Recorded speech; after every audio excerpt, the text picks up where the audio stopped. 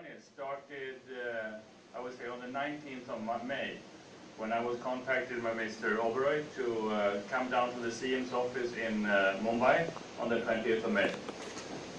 So we were all there at that day, and the Chief Minister said that I want to establish a robotics center in Nagpur. So he just, he laid out all his plan, and I said, and then I want you to be there next weekend to visit Nagpur and go more into details. So on the 1st of June, we were all in up here again, meetings here, and also with the other institutions. And I must say that on the 1st of June, I did not imagine that you could have a course to start up and running on the 5th of October. That's an excellent achievement, and that can only be done if you have really drive and you know what your goals are to do. So you've accomplished that. I'm very, very impressed with that. In today's and tomorrow's India, manufacturing will increase a lot, and also robotics and automation will be part of this journey. And when we say robots and automation, you can say that in principle, when you set up a factory today, you don't set it up for manual production, you set it up to be automated, to have robots, hard automation, and other types of automation. And this is also, if you look at the Make in India drive, which is driving this country now, we see that more and more companies are coming into, and the multinational companies are coming into India to set up production and manufacturing. And when they do so, they will do it with robots and automation. When they set up production here, they set it up for the domestic market, but also for the export market. And doing this, you have a lot of demands on your hands. You have to have the right productivity, and you have to have the right quality. And today, to do that, you have to use robots and factory automation. Some examples of companies recently that have done that is, for example, the Ford Sanam in Gujarat. They set up a plant to produce 200,000 cars. I think they're employing 3,000 to 4,000 people now, and they have somewhere between 500 and 600 robots. And I would say that if you set up, some people say that robots take away our jobs. I see the completely opposite. If you would set up that factory and say that we're not going to have any robots in that factory, there would be zero employment at that factory, because that would not exist. When you set up an automotive plant today, you have to have robots, and those robots that you install and set up, they will create other jobs, creating another 3,000, 4,000, 5,000 jobs. You see that also with other companies coming in. Honda Tapogara, Honda Noida, new plants come out. Hero Honda, two-wheel manufacturer. All welding is done by robot. All painting is done by robot. And now you have more companies coming in, the electronics industry. Foxconn, yes, they closed down their factory in Chennai 1 year back, but they now also have a drive with this Make in India. They say that, no, we have to be in India. With such a big market, 1.2 billion people, China going down a little bit, we should establish ourselves in India as well. That means more jobs, but also robots in those jobs. And so there will be more and more robots sold, more robots used in the industry. This means also that we need more qualified engineers. We need engineers with robotic experience. And that is why you are taking this course.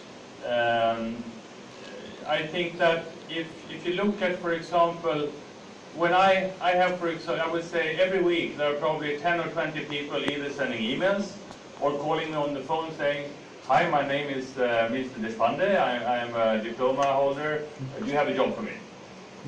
And there's another one. So why should I hire this guy? So let's say the other case. So I have Mr. Deshpande call me, he says he's a diploma holder, and then Mr. Agarwal San is calling me and saying that I'm a diploma holder and I have a robotics specialization. Important, you have to get that connect to the industry.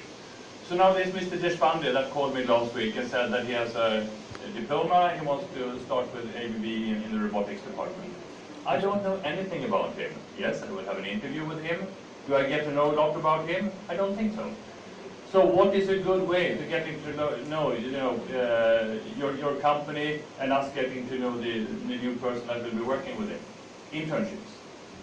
With an internship, you get a chance to do a 2-month project with a company. The company gets to know you, you get to know the company, and you will see that, do you fit together? If you fit together, the next step is very easy. Yes, we need 5 new engineers in the department.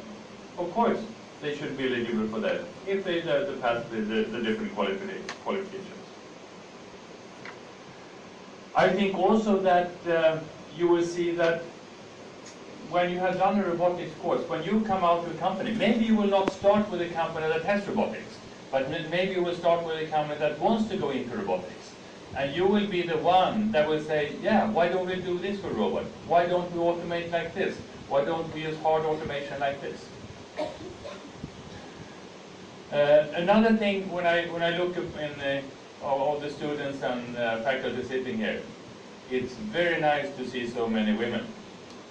Because women are as good, if not better, robotic engineers than men. And we need much more women in the industry than we have today. And robotics is not a dirty, oily work. It's a clean work. It's nice. You will enjoy it. And I think also for the industry, it's very important to women think in one way, men think in a different way, and we need that collaboration and mix in the companies much more than we have today. So in my unit here in India, we are 200 people. How many female do you think I have in that organization? 4. 4 out of 200. It's a joke. That has to improve. And you have a chance, do good jobs, apply for jobs. We need more women, and so do all companies. I was at a company in Jaipur, JCB. They make these big overloaders and things. And their policy was that we are going to have 50% women and 50% men. And that is actually happening. So I was in the workshop, and I saw, women doing programming, women doing tool changes that you don't see in the industry today in India. And if we can make that change, and when you people are, graduating from the course, going as a specialist robotics people, that will be very nice. Corporation, industry, and university. I think what we're in front of now, that we have seen quite rapid development over the last 30 years. But I think what we will see over the next 10 years will be the same that we've done over 30 years. So it will just speed up. We need to be quicker, we need to adapt quicker, and I think that we from the industry, we need to be part of your process when you set up your syllabus. What should the students do in the future? How can we prepare them for tomorrow and after tomorrow? Soft skills. That is also an area where I employ a person, a graduate from the course. Technically, very, very good, super, intelligent, good people. On the soft skills, there's a lot to do. And soft skills compared to cultural awareness. I think also that we will be needing to work much more across countries. I see, for example, India and China. It's not the best fit today. We work a lot with China, and we see that we really need to understand. It's different countries. We need to understand that it's different and work together. We'll be same Arabic country, Africa. I think India will have a lot to play with these different continents, and the cultural awareness we have also to raise in the programs that we have. From our side, we will of course be involved in giving you ideas how to set up the program, and also be part of the evaluation as we move along with the courses. We, together with our customers, will be prepared to give internships to the students. I think that is very important. You have some very good companies here which would love to take you on in Mahindra Tractor. They have our robots here, and they're expanding. So I think that is one such opportunity, and there are many more to come. And of course also to set up the syllabus for the different courses. When it comes to universities, so what can they do for us?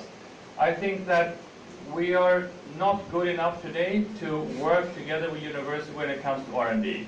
I think in R&D projects, PhD programs, universities can be much more involved with the industry to look what is not tomorrow but after tomorrow. And then I would also like to see more cooperation between university and industry. We have some such setups in India today, and I would say that there will be more to come.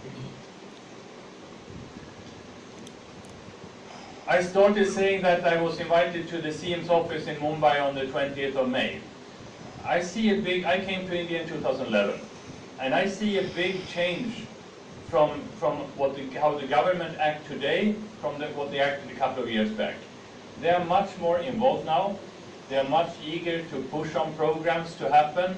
Like this program with Nagpur would not have happened 5th of October if the CM wouldn't have invited for a meeting. And I would say if the CM would have, maybe it would have happened in Pune next year, or in Mumbai 1 year from now.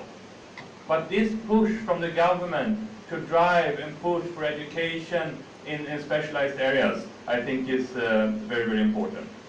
I would like to see more promotion of engineering. I would also like to see more promotion for women to go into engineering. That can also be done from the government and also, of course, from the university side. We are very proud to be part of this investment and program that we have here, and the collaboration with Oberoi Center of Excellence will continue, and we look forward to continue and work with you on this.